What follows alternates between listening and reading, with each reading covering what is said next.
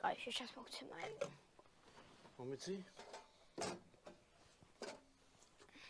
კიდე, აი, იმოიცა ყველები კარგად. აი, ეს დაიწვევა.